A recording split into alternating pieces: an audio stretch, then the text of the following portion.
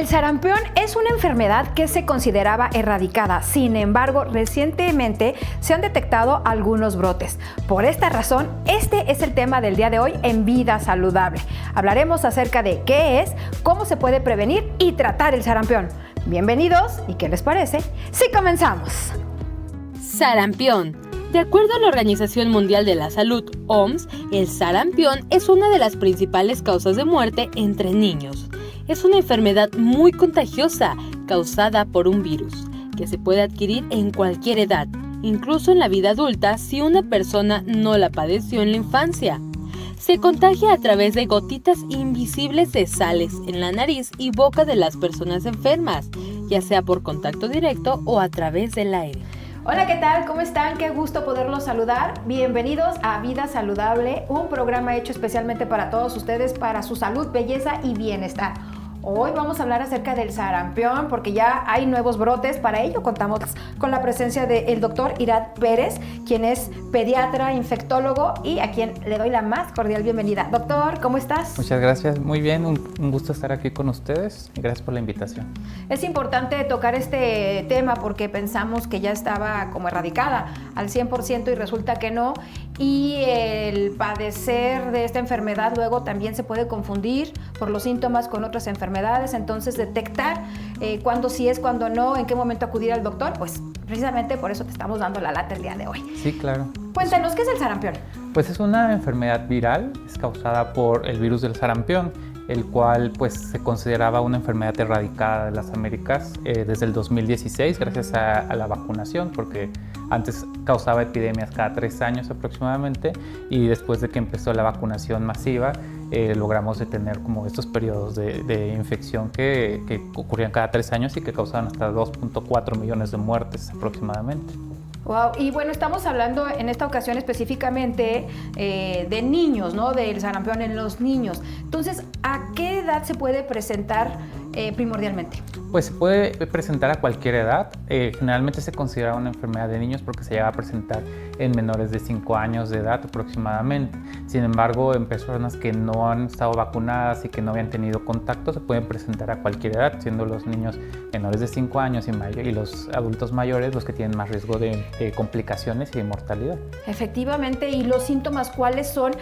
Por lo que te comentaba que ahorita mencionamos las enfermedades con las que se puede confundir. Claro, bueno, principalmente después del contacto de una persona con sarampión, los síntomas pueden empezar a aparecer tiene un periodo de incubación de 7 a 21 días, aproximadamente entre el 11 y el 12, presentan el cuadro parecido a un cuadro respiratorio, que es escurrimiento nasal, tos, inflamación de las mucosas en los ojitos, lo que llamamos conjuntivitis, una tos seca generalmente esporádica y fiebre de hasta 40 grados, es una fiebre alta de difícil control.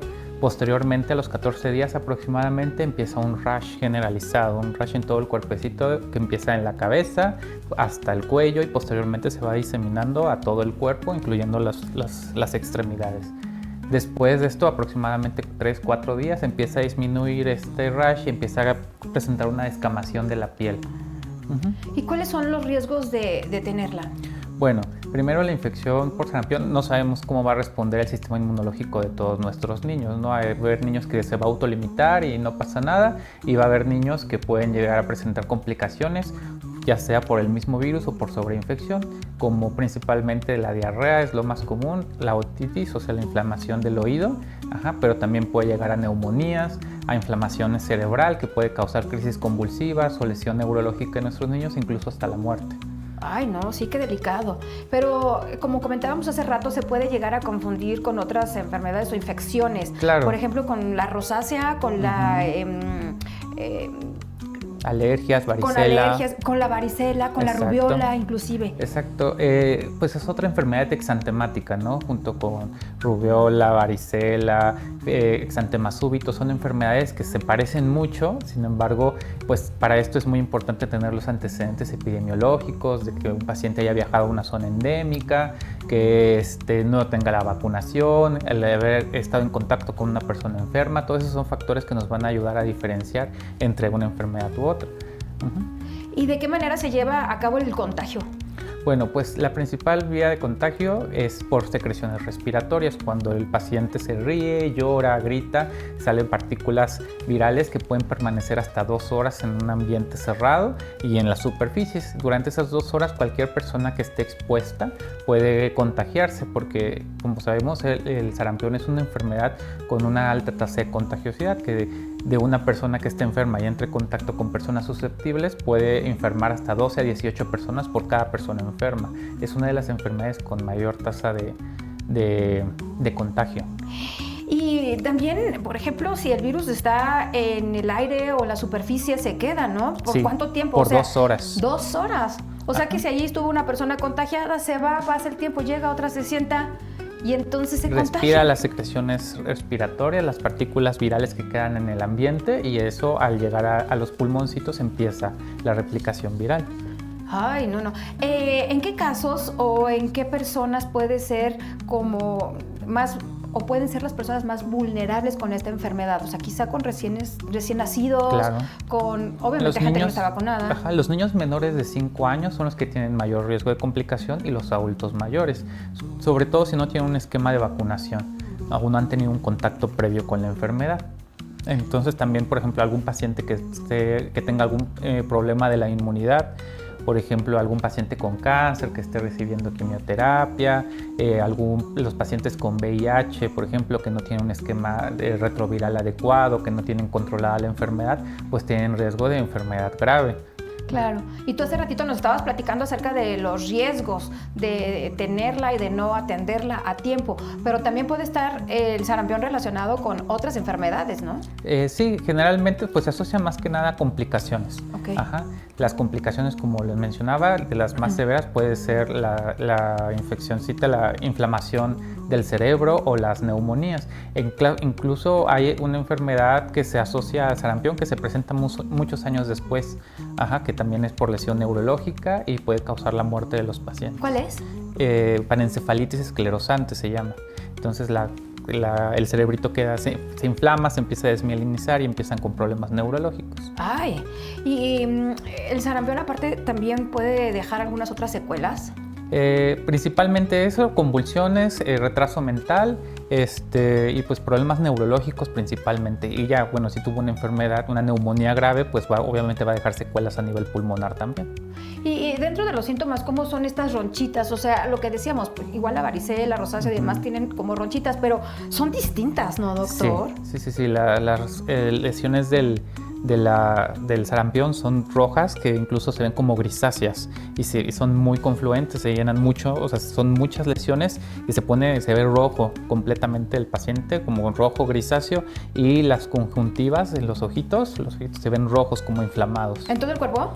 Las lesiones son de todo el cuerpo, empiezan en la cabeza y se van hacia abajo. ¿Y dan comezón, ardor? Sí, son pruriginosas. O sea, y no causan debemos mucha rascarnos, comezón. ¿no? Porque si no, entonces nos pueden también dejar alguna marquita. Sí, pueden causar secuelas del rascado intenso. No es como la varicela, que generalmente son vesículas, pero sí pueden dejar lesiones en la piel. Lo que sí es que es súper molesto. Pero vamos a una pequeña pausa, doctor. No se muevan ustedes de donde están. Esto es Vida Saludable y estamos hablando acerca del sarampión en los niños. Regresamos.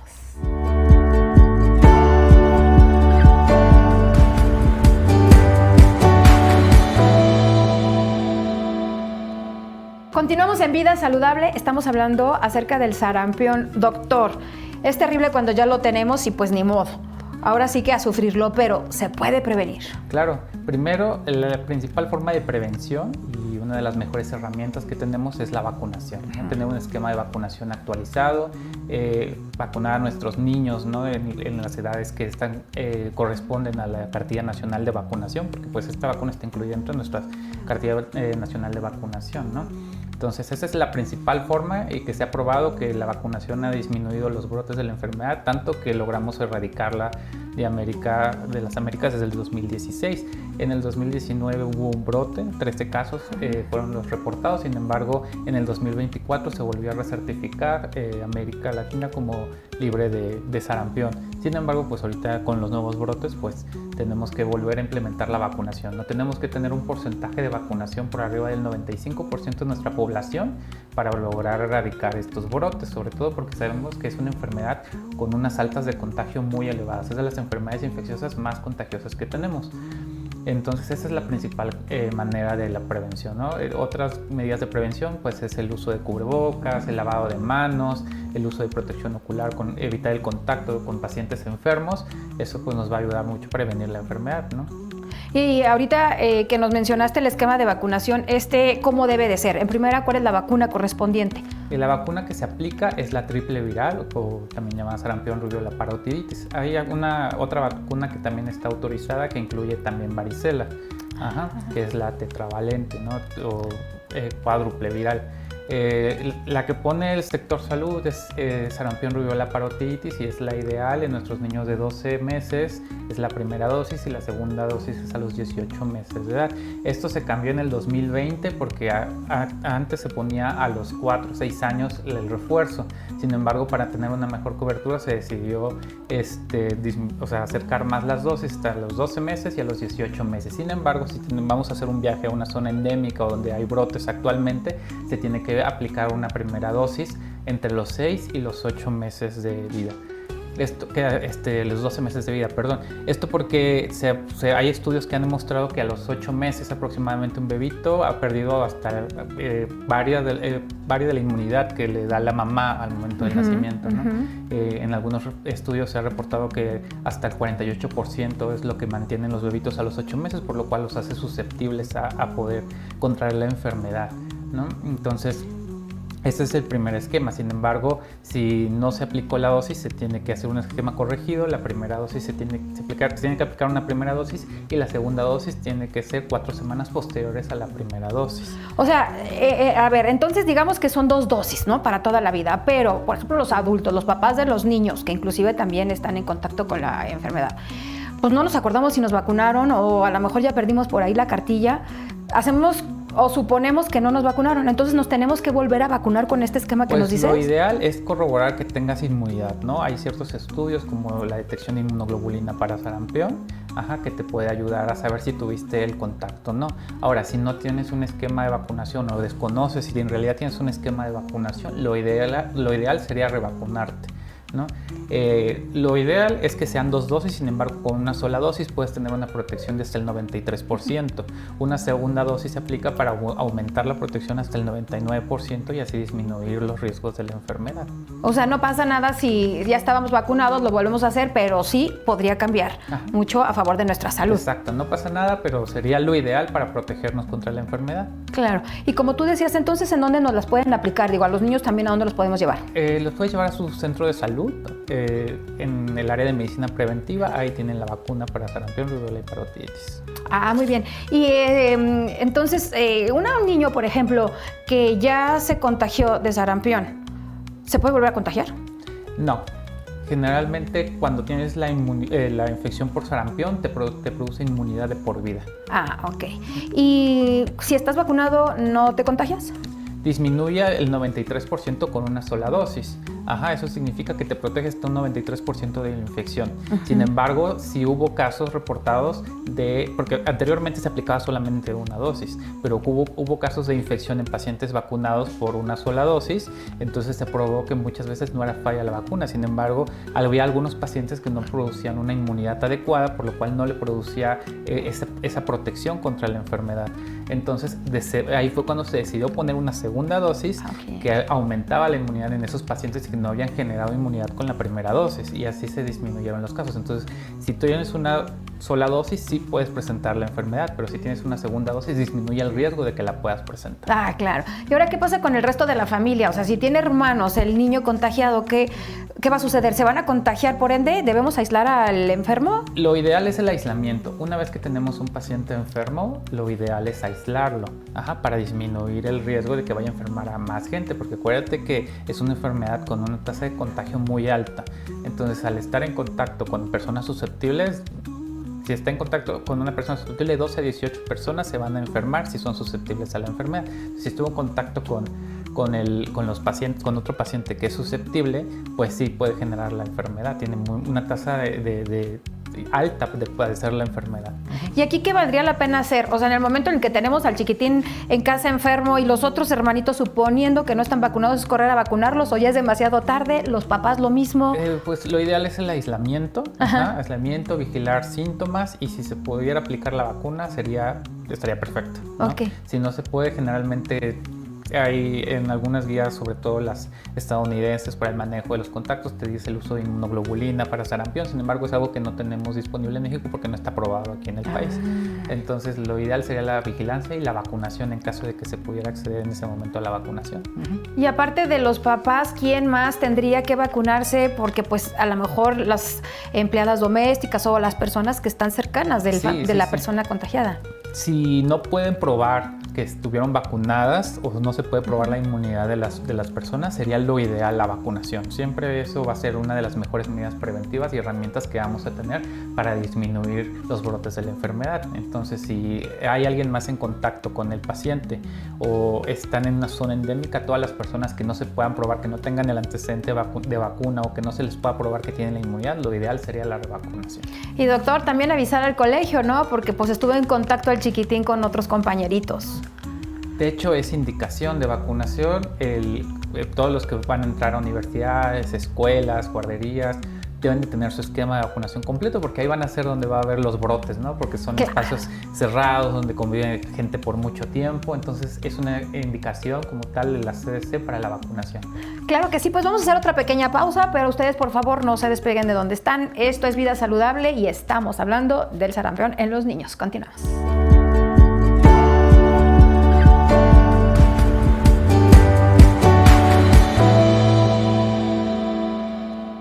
Muchas gracias por continuar con nosotros en Vida Saludable. Estamos hablando acerca del sarampión en los niños, esta enfermedad tan contagiosa. Y pues que también estábamos comentando hace un rato de la forma en la que se contagia, de cuáles son los cuidados que se deben de tomar en cuenta y también las diferentes como etapas de la enfermedad. Pero, ¿en qué etapa es en la que se puede contagiar a otro niño? Pensando en lo que platicábamos hace rato, que si tuvo contacto con los compañeritos en la escuela y todavía no se había detectado, ¿ya los pudo contagiar o todavía no? Sí, claro, o sea, generalmente el periodo de contagio son 4 días antes de la aparición del exantema, del rash, y hasta 4 días posteriores. Entonces, pues la verdad es que a veces es un poco difícil, ¿no? Porque no sabemos cuándo va a empezar el paciente con sintomatología, sin embargo ya es un foco de contagio, sobre todo si estás en lugares cerrados, con mucha gente, pues, y a veces no sabemos ni siquiera con quién estamos en contacto, ¿no? Que no conocemos a las personas, no podemos saber si en realidad estuvimos en contacto con alguien que padezca la enfermedad o no. Por eso es muy importante identificar los datos de alarma y las principales manifestaciones. Efectivamente, es que 4 días antes de que empiezan a aparecer como las ronchitas, pues es que si no sabemos cómo vamos a realmente estar enterados de que ahí hay un probable contagio. No es como una gripa que ves que alguien estornuda, pues te alejas, pero si no hay ningún síntoma, ¿cómo saber? Y por eso yo creo que es parte del contagio tan grande, ¿no? Esa es la razón muchas veces de los brotes, ¿no? Que no podemos identificarlo hasta que empezamos ya con síntomas y ya pasó un periodo en el cual tú ya fuiste contagioso, ¿no? Exactamente. Y hablando de los síntomas, de los focos rojos que debemos detectar, ¿en qué momento ya cómo acudir al especialista o inclusive urgencias? Sí, bueno, el especialista yo creo que siempre que empieces con sintomatología debes de acudir a valoración, ¿no? Incluso cuando empieces con un cuadro respiratorio, que es el escurrimiento nasal, la tos, la inflamación de los ojos, bueno, pues es momento de acudir a valoración para que principalmente lleves un seguimiento y poder identificar los datos de alarma a tiempo, ¿no? Ahora, generalmente acudes a revaloración cuando empiezas con alguna complicación, como ya sea la inflamación del oído, el dolor intenso del oído, los datos de dificultad respiratoria o diarrea, que es muy importante en los niños, ¿no? Porque van a ser las principales causas. La principal causa de mortalidad asociada a sarampión es la neumonía, sobre todo en niños menores de 5 años y en los adultos mayores, ¿no? Entonces, aprender a identificar los datos de alarma para acudir a un servicio de urgencias, como son retracción de las costillas al respirar, que se le hunde el pecho al respirar, que se ponga azul alrededor de la boca, que se queje para respirar. Estos son datos de alarma que te van a orientar hacia dificultad respiratoria y es momento de acudir inmediatamente al servicio de urgencias. Ahora, es muy importante saber que la fiebre de 40 grados en niños menores de 6 años, pues puede también estar asociada a crisis convulsivas, ¿no? Sobre todo en aquellos que tienen antecedentes de papá o mamá que durante chicos padecieron en convulsiones asociadas a la fiebre, ¿no? Entonces estos niños es muy importante vigilarlos porque está asociado a crisis convulsivas asociadas a fiebre, por la fiebre tan alta que llega a presentar. Por eso es importante aprender a controlar la temperatura. Lo ideal es dar paracetamol para ayudar a controlar la temperatura. Ya tienes que ir con tu médico para que te ayude a calcular la dosis que le corresponde a tu niño de acuerdo a su peso, los medios físicos que nosotros utilizamos, que es el uso de compresas de agua tibia enfrente, en el pechito, en la pancita, o meterlo a bañar durante 20 minutos para ayudar a controlar la temperatura y disminuir el riesgo de estas crisis convulsivas asociadas a la fiebre. Efectivamente, ¿no? Siempre acudir al especialista, que en este caso, ¿qué sería, el pediatra? Sería pediatra o infectólogo pediatra. Sí, y en el caso de urgencias, ¿a dónde podríamos recurrir? A cualquier hospital que tenga un servicio de urgencias, no se puede negar la atención independientemente de que tenga seguro médico. No, es un área de urgencias como tal. Tienes que acudir a cualquier hospital que tenga un servicio de urgencias donde puedan atender a tu niño. Ay, no sé. También ya si tenemos entonces la enfermedad, ¿cuál sería el tratamiento, doctor? ¿Existe? Como tal tratamiento no existe. No tenemos actualmente un tratamiento para sarampión. El tratamiento que damos es un tratamiento sintomático, el control de la fiebre, vigilar datos de alarma y acudir a urgencias en caso de que lo requiera, ¿no? Ese es el tratamiento como tal que tenemos para sarampión. En algunos estudios se ha utilizado el uso de vitamina A, principalmente para disminuir las molestias oculares que pueden ocurrir secundaria a la inflamación de los ojitos, y disminuyen a veces la visión o hace que moleste la lucecita. Entonces algunas bibliografías te reportan el uso de vitamina A, pero en realidad pues no te va a ayudar como a disminuir el periodo de la enfermedad. Sí, no es que se vaya a reducir, pero a lo mejor sí como aminorar un poco las molestias, los síntomas, como comentaba. Si el paciente tiene fiebre, pues entonces habrá que mandarle algo para la fiebre. O luego también comentan entre las mamás o las abuelitas algunas pomaditas como para las ronchitas, como para bajarlas más rápido. No, generalmente el rash desaparece a los 3-4 días, ¿no? No, como tal no hay una cremita como tal recomendada para poner en las ronchas. Muchas veces, sobre todo si se están rascando ese tipo de cosas, pues el ponerles cremitas a veces puede favorecer que haya alguna infección en la piel. Entonces lo ideal es puedes usar el baño coloide tal vez, o el uso de antihistamínicos a veces si tienen mucha comezón. También les puede ayudar a mejorar las condiciones generales, pero como tal, pues es un tratamiento sintomático completamente. ¿Y cuáles son los cuidados que el paciente debe tener en casa? El aislamiento en casa siempre, ¿no? Adecuada ingesta de alimentos, que coma bien tu niño, alimentarlo bien, el descanso, que descanse bien, la hidratación, ¿no? Sobre todo, esto es muy importante, mientras el niño esté hidratado, el niño va a estar bien sin ningún problema, ¿sale? El control de la temperatura y pues vigilar los datos de alarma y acudir a urgencias en el momento que se requiera.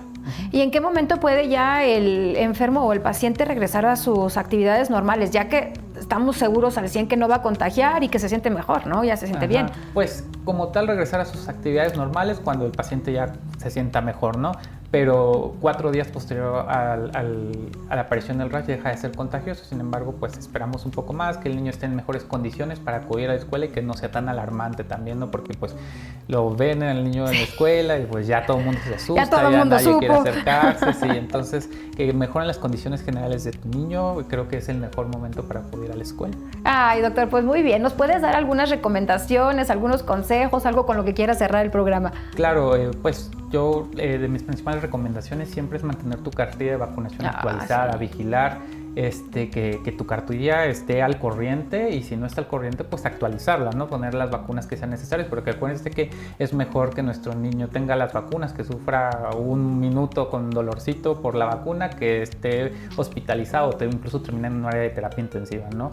Cuando es una enfermedad que fácilmente podríamos mantener controlada con la vacunación, ¿sale? Entonces, vigilar que nuestros niños tengan sus vacunas al corriente, y si no están al corriente, tratar de actualizarlas. Y en los adultos, pues igual, vigilar si en realidad tenemos un esquema de vacunación completo, y si no, también vacunarnos, y el aislamiento, el uso de cubrebocas que nos enseñó muy bien el COVID, ¿no? Exactamente, ya no la sabemos. Y es mejor prevenir que lamentar. Doctor, ¿nos puedes dar tu teléfono o redes para que la gente se ponga en contacto contigo? Es @doctor.irat.perez, ese es mi Instagram.